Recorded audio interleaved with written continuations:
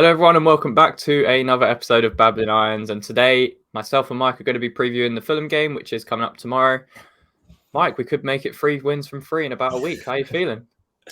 If we can make it 3-3, I'll be very happy. I've been ill all week, so I can do with some nice kind of feel good factor. So yeah, if we can do that, it'll be great. It'll arrest some of the concerns we had in previous weeks, and obviously to talk about there maybe being some unrest higher up in the club around obviously spending 200 million and at that point only having about 3-4 points. So if we can get 3 wins within the space of a week, that's going to be a fantastic return. Going to relieve the pressure. It's also going to help everyone start to believe again that we are on the right course. We do have the right group together in terms of a management core as well. So yeah, 3 from 3 would be fantastic if we can do it. Yeah, I mean that win against Wolves was only our second win in the season, our first home win, and I don't think we.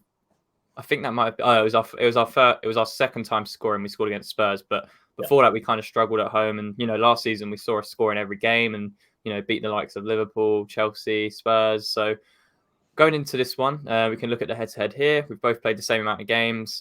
Fulham 4 points above us and 7 positions above us, and they've got 1 more win than us. So it's not too dissimilar. It's still early on in the season, so this isn't, too much set in stone. But how important is this to kind of show the rest of the league and, prove to ourselves that we are going to be serious again this year? And, winning these games at home to Fulham is going to be crucial for if we do want to finish in top 7 or top 6 again. Yeah, I think if truth be told, if we want to be in where we were last year, we have to now go on a run of games. We've lost too many too early, which has now added pressure throughout for the rest of the season, if we're going to be completely honest. I know some people say, it's a bit ridiculous to say, but we don't know how the season's going to go once the World Cup is finished. So we can't legislate how other teams have done in previous years, like Arsenal, who had a really bad start and then were brilliant at the end. But also, let's also remember that Arsenal went on unbeaten runs over a period of games. So again, we have to start doing that as a football club. It's not something we're necessarily used to. And we also need to start getting used to winning 3 or 4 games on the bounce in the Premier League, not just collectively, but in the Premier League. We have to start doing that. Do you think we struggle with that? Because I feel like there was one period last season around October where we put together, I think, 4 wins in the Premier League in a row. And, we beat Villa, we beat Spurs, we were doing well in Europe, and we were kind of flying. And then after that, we kind of seemed to fizzle out. We'll pick up a win, and then it'll be a draw against the Burnley, and then a loss at Arsenal, and then we're kind of back to square one. Do you think that's probably our biggest struggle, is once we do get a win, we actually back it up? Yeah, I think it's a mindset thing as well. Obviously, when we then play at home, we have to be the attacking team. We've been by and large a counter team quite a lot under Moyes, which has done us a great service. Last year, it kind of, when we couldn't counter teams, we really then struggled to break them down. I do think now we've got better players to help with that, with the likes of Scamacca, with Paqueta, and so on. So it can help us in maybe those tighter games in which to bring something out. But again, there's that settling-in period they're still going through. But if we really want to be at the top end, if we are as massive as we say we are, there is no excuse in not beating teams like Fulham. But again, I say that because then it's the name. You look at the name and where you think that club should be and where we think we should be or want to be. So you have to say, well, you have to beat Fulham's. You have to beat those clubs that you think is going to be in that lower half of the league, or the teams that we want to be above. But, Fulham are no mugs this season. They've actually gone and done some really good work in the summer. They've finding this time got a really good balance of youth and experience, but also the right type of Premier League experienced players as well. So it's not going to be an easy game, but this is the thing. If you want to be at that top end, you have to beat the teams, not only who you expect to be below you in the league, but you also have to then, do that with the teams that in and around you as well. So we have to win. For me, it is another must win. If we don't win against Fulham, then, it will lead to questions, and rightly so. I know some people don't like it when the management teams are kind of questioning because they see it as criticism or trying to pull the team down. But Yeah. it's not that. We have to now, if we want to be playing in Europa League and Europa Conference League a lot more often, there are going to be more inquiries when you don't beat teams that you expect to be below you, because you're aiming a level higher and you're setting a benchmark higher. So you can't lose to those teams. You have to win them, or you get last minute equalizers, that kind of thing. It's like you can just don't lose. Unfortunately, I think as with the backing we've had this summer, now we've got that rotation. You know, we saw against Anderlecht with the rotation that came in. We don't have the excuse now of our players being tired. You know, we've got Rice, Skamaka, Paqueta all played about 20 minutes against Anderlecht. They'll be fresh. You know, they're our key assets. Souček didn't play. He'll likely play. Fornal's played a few minutes. So we don't have that excuse anymore of, trying to find the balance. Yes, there's going to be a few players, granted, but we should still be winning this match. And I guess that moves us on to Fulham's kind of side of it, who have arguably started the season really well and, were one of the candidates for the drop and still are. But they're playing some really nice football. Like you said, they've got a really nice balance throughout the squad now. Maybe not Issa Diop, but we'll see if he features on Sunday. But what would you say kind of Fulham's main dangers are? Obviously, we know about Mitrovic, but is there anyone else that's kind of stood out to you so far this season? Yeah, I think I don't necessarily look through that team and see dangers per se. Mitrovic is of an obvious one because he's the one scoring the goals. But what I see is an organised team that's combative, that don't necessarily give you that many chances. And they can be quite clinical. But again, that's coming through Mitrovic, and that they've been quite clinical in games. Against Newcastle, it's hard to necessarily judge them in the whole game because obviously the red card come after only 8 minutes. Yeah. But there were early signs before that as well that they were feeling the pace against Newcastle. And it's because Newcastle just went for them the entire time, just wave after wave. And they put pressure on. And that's how they earned that red card, was just the pressure they exerted and how quick they were. It led to a player just lunging in, miscalculating, and obviously getting a red. And as I say, they're not bad at set pieces from an attacking point of view. So that's another thing we need to be wary of. But conversely, they're a bit sceptical and a bit weak when they're actually having to defend as well. So I think with Fulham, I think actually the main danger really is complacency from us. Like, we should not... Arsene Wenger always said a really interesting thing when people said, how do you set up against other teams? And his response was, I don't set up for other teams because I'm interested in how my team plays. Once you start to do that, then you are starting to move away from your own strengths because you're trying to nullify their strengths. I mean, the biggest managers in the world, will stick to their philosophy. Mm-hmm. We saw with Pep Guardiola coming to the Premier League, the media was all over him saying he can't play this football. He has to change, he has to adapt. He didn't adapt. He stuck with what he wants, and look at the success he's had. It made minute little changes here and there, and ultimately once his players understood what he wanted, that was it. It was all about imposing your game plan on your opponents. And, we do have to be wary that Fulham will like to, hit it into Mitrovic. Sometimes it's direct, sometimes it's not. And sometimes it's long. So when I say direct, it doesn't necessarily mean that it's going to be a long ball. It can just be, it comes from front to back very quickly. It's played through midfield into Mitrovic. I think the thing that you need to do with Mitrovic is he likes players getting touch tight because then he can roll them. Yeah.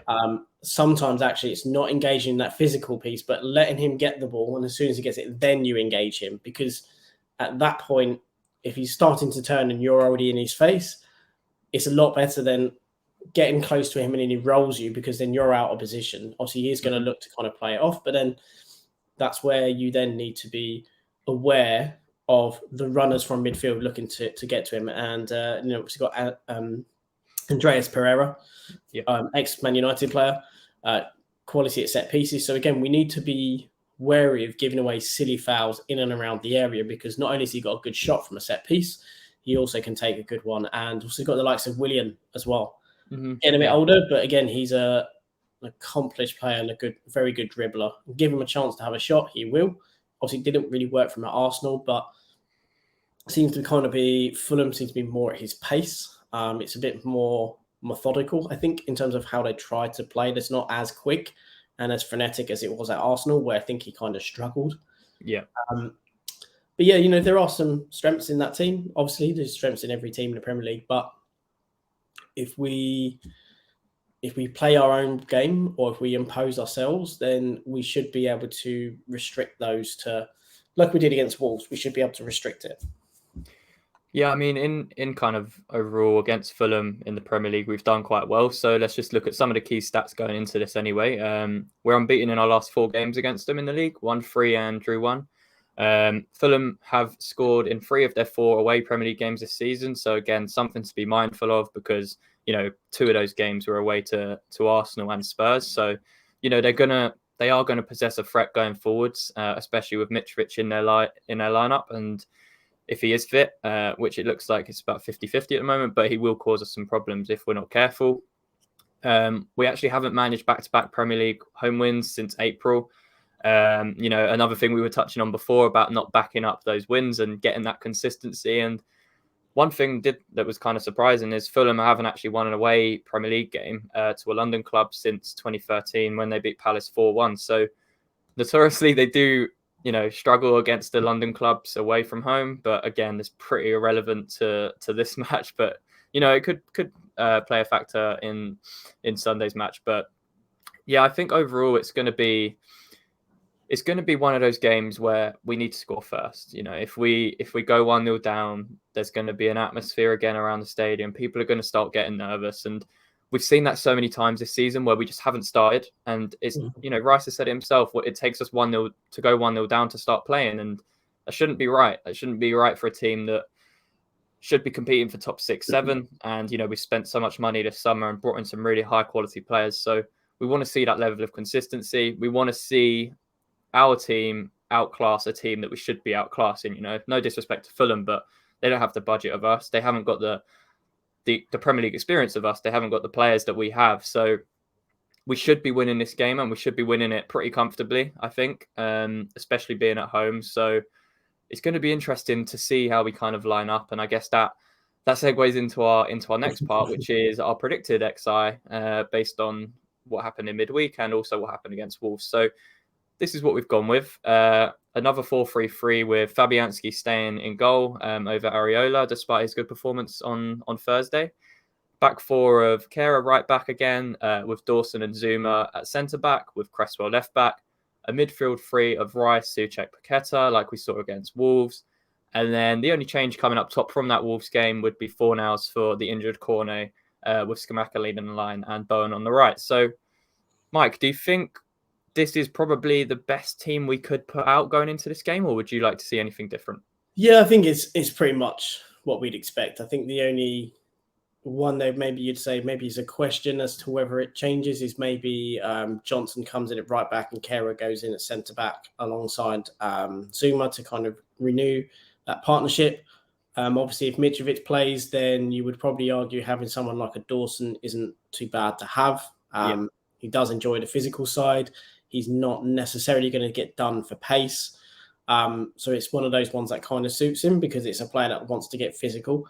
And then it gives Zuma a chance to then sweep up behind or kind of be more of a press out of that back 4. Obviously, I would probably prefer to see a more attacking option at left back. But, at the end of the day, we know that as vice captain, he is one of Moyes' favourites.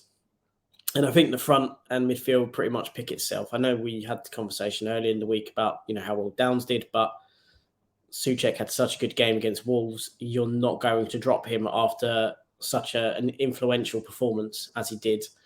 And obviously Fornals, he's going to play because Ben Rama did not take his chance again, unfortunately for him. So you would assume that Fornals will come in and there were some really nice patterns of play that kind of developed in the Wolves game when he came on with, playing with Paqueta. So I think it's pretty much what it's going to be. Do you think there's a chance we could go to a back 3 again at all? I personally don't think we can go to a back three unless we're willing to make changes in centre midfield. Yeah. One of the big problems we have is that when we seem to just play the two, it's as almost as if you can drive a kind of, a 4-ton truck straight through the middle of it. I think when you kind of have, say, like with Paqueta in the Wolves game, where he plays a bit deeper, you have that extra security. So if we're going to play with a three at the back, we're essentially still going to have three up top. That's just how Moyes will do it. So then we're sacrificing midfielder. So is he going to sacrifice Paqueta? Possibly in the two, because he's going to think he wants more defensive kind of solidity. But my issue is that part of our problem when we play that is not only can you run through it, is that we're not very good at then progressing the ball. So if we're going to go to a three at the back, then for me it has to be Paqueta and Rice together. And you may be going to have to move in those wingers actually in to be a bit more central. I don't think Cresswell's not good enough as a wing back. Emerson could play there. But I think the right-hand side is where we are let down. So if we had a more progressive right wing-back or one that had a lot more pace, then I would probably be okay with it. But we had a conversation the other day is if you're going to play that formation and you want to be dominant and you want to attack teams, you have to play it in the way kind of Brighton do.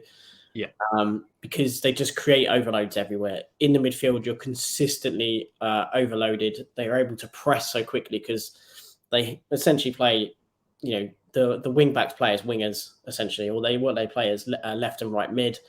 You have then obviously your two inverted strikers essentially playing as attacking midfielders, and then you have two midfielders sitting behind who literally just sit and they kind of spread to kind of ensure that you have that cover. But again, that's something you have to be so well drilled in to play, and I don't think at the moment we are drilled enough, nor do we have the capacity in some of our players in which to fully exploit it. And if you've got pace, that's the other thing. You need a lot of pace really to play it truly effectively. And we don't quite have that yet. So I think it's a great formation in certain games, particularly if we're trying to be defensive, because I don't think Moyes necessarily utilize it in the best way offensively unless you're playing in the transition. But if you're looking to kind of dominate, control, and do it, we've never really done that. Even when you look last year, when we absolutely smashed Wolves and smashed Leicester a couple of seasons back, playing this formation of three at the back, again, it was all counter-attack, all transition football. It wasn't about us dominating. It was about transitions. And against the Fulham, we can't just be concentrating on being a transitional team and playing on the counter. We have to look to be a lot more dominant with the ball and take charge of these games, because you're asking a lot from your team to then sit in a defensive shape for so long and then all of a sudden to burst out and to be progressive. Or if you go 1-0 down, all of a sudden asking those players to, right, I now need you to dominate the ball. I need you to apply pressure, and I now need you to have an attacking mindset. It's so difficult to get players to switch in and out of those.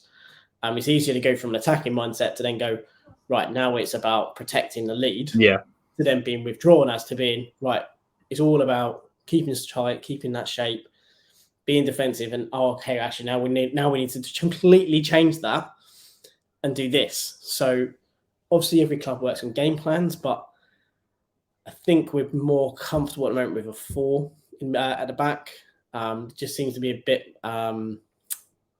everyone seems to understand their roles a bit clearer, as opposed to when we've played at a 3, when we seem to be at times a bit disjointed and a bit confused. Like Frankfurt was a prime example. We played 3 at the back twice, and even played Fornals as a left wing back, and we just looked confused in games like that. And so at the moment, until we get our recruitment over the next 2 seasons right, I don't think it's a go-to formation for a lot of games. I think it's maybe when we're defensive and looking to play countering, rather than when we're looking to dominate and control.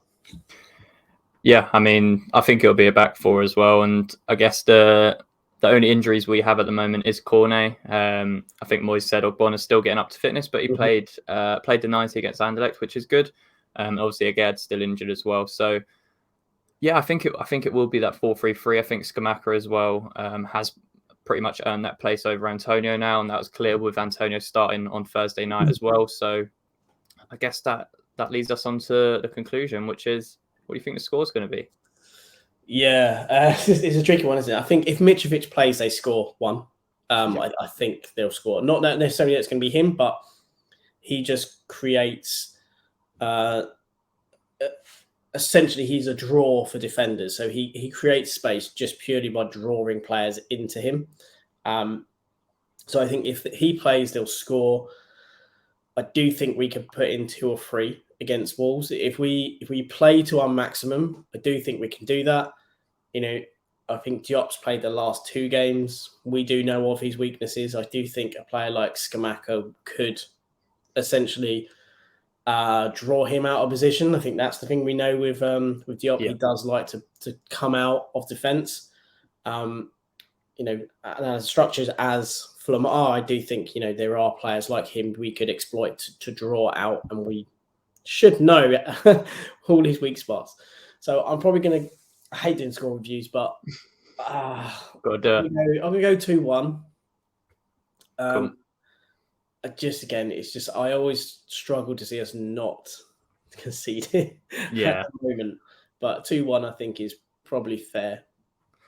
Yeah, I was going to go 3-1. I think we'll have quite a lot of offensive stuff going on, and yeah, if Scamacca's firing, Bowen's back into form as well. I think we have Paqueta now, who's already shown his more creative side that people wanted to see in 20 minutes against Anderlecht. So yeah, I think we'll be able to put a few past Fulham if we get the first goal. If we go 1-0 down, I think we could maybe nick a 2-1 or it'll be a draw. But yeah, I'm pretty confident we'll get the first goal this time, and I think we'll win 3-1. And like you said, just can't predict us to keep a clean sheet at the moment because of how rare it happens. So.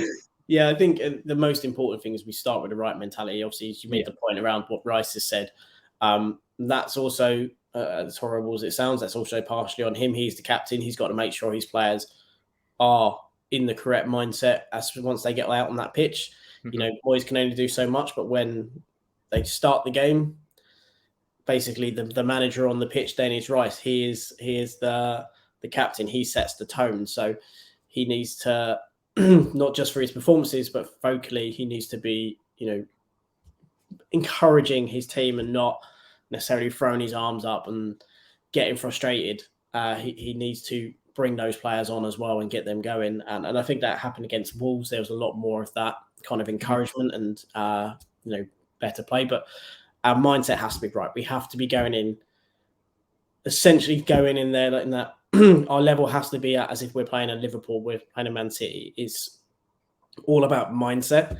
And if our mindset is we are here to get on the ball, to dominate, and to not take them lightly, then I think, we should have enough to overpower Fulham.